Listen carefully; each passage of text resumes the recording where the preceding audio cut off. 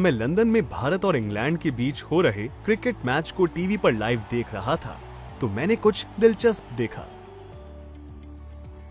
मैंने देखा कि जब मेरे यहाँ रात थी तो उस क्रिकेट के मैदान पर दिन जैसा उजाला था। ऐसा क्यों हो रहा था? जब इंग्लैंड में दिन था, यहाँ भारत में रात क्यों थी? इसका उत्तर यह है कि इंग्लैंड भारत की तुलना में एक अलग समय क्षेत्र में है। आइए जानें कि ये समय क्षेत्र कैसे काम करते हैं।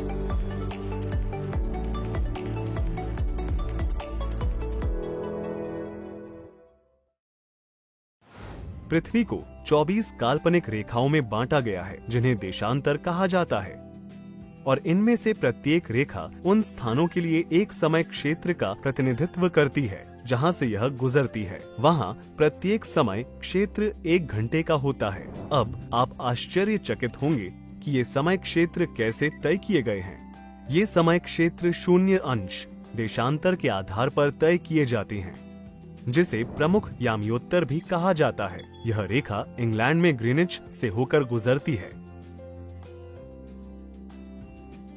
और इसके समय क्षेत्र को ग्रीनिच मीन समय या जीएमटी कहा जाता है। प्रमुख याम्योत्तर के पूर्व के स्थान समय से आगे होंगे जबकि पश्चिम के स्थान पीछे। इसका मतलब यह है कि अलग अलग देशांतर वाले स्थानों पर अलग अलग समय होगा। जैसा कि इंग्लैंड भारत के पश्चिम में 5.5 देशांतर पीछे है, इसका मतलब है कि इंग्लैंड भारत से 5 घंटे 30 मिनट पीछे है। यही कारण है कि क्रिकेट मैच के समय इंग्लैंड में दिन जबकि भारत में मेरे घर पर रात का समय था। आइए अब भारतीय मानक समय के बारे में जानें। भारत में गुजरात के द्वारका और असम के डिब्रूगढ़ के स्थानीय समय के बीच लगभग 1 घंटा 45 मिनट का अंतर है। जब गुजरात में दोपहर के 12 बजते हैं, असम में दोपहर के 1:45 होते हैं। समय में यह अंतर समय सारणी तैयार करने में कठिनाई पैदा कर सकती है।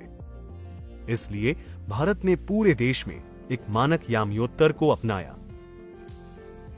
यह प्रमुख याम्योत्तर 82 डिग्री 30 मिनट पूर्व पर स्थित है और भारतीय मानक समय का प्रतिनिधित्व करता है। लेकिन सभी देश एक ही मानक समय का पालन नहीं कर सकते हैं। आइए जानें क्यों। आइए रूस को एक उदाहरण के रूप में लेते हैं।